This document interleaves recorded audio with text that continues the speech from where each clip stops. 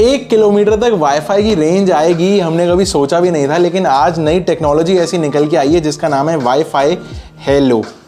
Hello hi वाला HA लो, hello मैं यहाँ पे लिख देता हूँ। ये नई टेक्नोलॉजी है जो वाईफाई के अलायंस ने सर्टिफाई कर दी है कि येस गुड टू गो है। अब यहाँ पे इसके आप जो है हार्डवेयर बनाना शुरू करो, सारी कंपनीज उस पे सर्टिफिकेशन की जो भी रॉयल्टी होगी वो देंगी, वहाँ पे अपना नया नया हार्डवेयर बनाएंगी और फिर कमर्शियल हो जाएगा ये जो नई टेक्नोलॉजी है।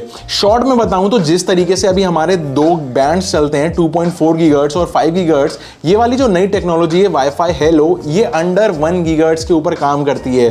तो अभी तक क्या होता है कि 2.4 गीगाहर्ट्ज़ या फिर 5 गीगाहर्ट्ज़ को हम यूज करते हैं ज़्यादा डेटा को डाउनलोड या अपलोड करने के लिए, वो भी कम टाइम में। तो यहाँ पे इसका ऑपोजिट है, जितना हम नंबर पीछे जाएंगे उतनी यहाँ पे चीज़ें ऑपोजिट होती जाती हैं।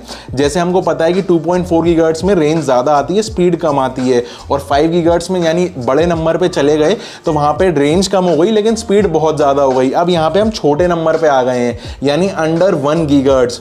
यहाँ पे जो डिस्टेंस है वो बहुत बहुत ज़्यादा है, मतलब 1 किलोमीटर से भी ज़्यादा है, लेकिन जो स्पीड है वो काफ़ी कम निकल के आएगी। तो इतनी कम स्पीड का फ़ायदा क्या हुआ? बेसिकली ये जो टारगेटिंग की गई है वो की गई है IoT डिवाइसेस पे। आजकल हम देखते हैं ऑलमोस्ट हर चीज़ के अंदर यहाँ पे वाईफाई डला हुआ है, भले वो अपना स्मार्ट वॉच हो गई या फिर प्लग्स हो गए, बल्ब भी हम आजकल वाईफाई से चला रहे हैं, और इतने सारे सेंसर्स हैं जो वाईफाई से कनेक्टेड रहते हैं। इन सारी चीज़ों को टारगेट करके, या फिर आप कह लो कि आने वाले 5 साल में ये नंबर कितने ज़्यादा बड़े हो जाएंगे। हर घर में मतलब मल्टीपल ऑफ वाईफाई डिवाइसेस होंगे, मल्टीपल ऑफ IoT डिवाइसेस होंगे। तो ऐसे में ये वाली नई टेक्नोलॉजी को एक ग्रीन सिग्नल मिल गया है। और मज़ा इसी बात का है, वाईफाई की कैटेगरी में जितनी भी नई टेक्नोलॉजी आती है वो पुराने वाले डिवाइसेस के साथ कंपैटिबल होती है। इसका मतलब अगर आप अपना फ़ोन भी कनेक्ट करना चाहो इस सब 1 गीगाहर्ट्ज़ वाले बैंड में तो बहुत ईजिली आप कर सकते हो, कोई भी नए सेटअप की यहाँ पे नीड नहीं पड़ती है। एक और मज़े की बात यह है कि यहाँ पे पावर सेविंग बहुत ज़्यादा है। इसका मतलब अगर हमारा फ़ोन अभी एक पर्टिकुलर वाईफाई अगर आप 5 गीगाहर्ट्ज़ पे यूज़ कर रहे हो तो जितनी बैटरी सपोज करो 10% कंज्यूम करता है, अगर आप एक सर्टेन अमाउंट ऑफ टाइम के लिए वाईफाई यूज़ करते हो तो यहाँ पे बहुत ड्रास्टिकली कम हो जाएगी। यहाँ पे बैटरी की नीड बहुत कम है। अब इसके प्रैक्टिकल यूजेस सोच के देखो तो कितने सारे निकल के आते हैं। गवर्नमेंट्स के लिए फ्री वाईफाई हॉटस्पॉट लिखना कितना आसान हो जाएगा, क्योंकि यहाँ पे जो नंबर ऑफ यूजर्स हैं जो ये एक राउटर या एक एक्सेस पॉइंट के अंडर में आ सकते हैं वो मोर देन 8000 है। 8000 डिवाइसेस कनेक्ट हो सकते हैं एक एक्सेस पॉइंट से। ये इतना बड़ा नंबर है ना कि पब्लिक प्लेसेस के ऊपर वाईफाई हॉटस्पॉट लगाना काफ़ी सेंसिबल लग रहा है। मतलब गवर्नमेंट को हाई स्पीड नहीं देनी है, लेकिन फ्री वाईफाई अगर प्रमोट करना है तो इस तरीके से कर सकती है।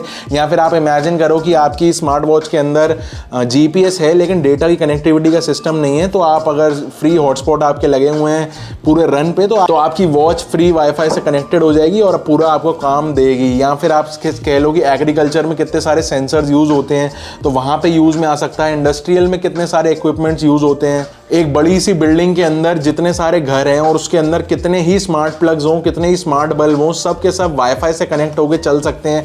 मतलब काफ़ी सारी पॉसिबिलिटीज़ हैं और काफ़ी एक नया एरा यहाँ पे शुरू हो जाएगा जैसे ये वाईफाई हेलो यहाँ पे निकल के आता है। तो काफ़ी सारे लोगों को लगेगा कि यार इतनी स्पीड कम है तो इतने सारे डिवाइसेस कनेक्ट हो जाएंगे तो दिक्कत आएगी बहुत सारी। तो बेसिकली यहाँ पे क्या है, जो IoT डिवाइसेस होते हैं ना, जैसे कि हमारी स्मार्ट वॉच ही ले लो या फिर आप एक ये प्लग्स ले लो, स्मार्ट प्लग्स ले लो, स्मार्ट बल्ब ले लो, इनको ना ज़्यादा हाई स्पीड चाहिए ना ज़्यादा डेटा की रिक्वायरमेंट है। मतलब ये डिवाइसेस ऐसे तो है नहीं कि 1 GB डाउनलोड कर लेंगे, 2 GB डाउनलोड कर लेंगे या फिर आप अपनी वॉच के ऊपर यूट्यूब की 1080p की वीडियो देखने लगोगे। इनको बेसिक से फंक्शंस के लिए थोड़ा सा डेटा चाहिए होता है कि भाई ऑन हो जाओ, ऑफ हो जाओ, रंग बदल लो, सिर्फ इतने से इंफॉर्मेशन चाहिए होती है डेटा के थ्रू। तो KBs में डेटा होता है या फिर MBs में डेटा होता है, तो ये काफ़ी सफिशिएंट है। जो नई जो टेक्नोलॉजी आ रही है वो इससे भी ज़्यादा मोर देन इनफ है जितनी इनको रिक्वायरमेंट होती है इतने सारे डिवाइसेस को।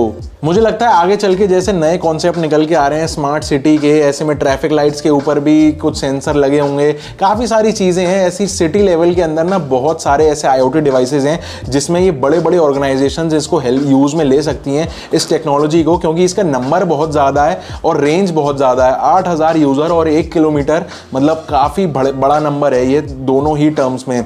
मुझे लगता है काफ़ी इंटरेस्टिंग टेक्नोलॉजी है। आप बताओ आपको क्या क्या इसके पोटेंशियल यूजेस दिख रहे हैं, नीचे कमेंट करके मुझे बताना। सारे कमेंट्स पढ़ने वाला हूँ। और यार मैं कल आपने जो करी है ना हरकत मेरी वीडियो पे, डिसलाइक काउंटर के ऊपर वीडियो बनाया तो डिसलाइक ही मार दिया।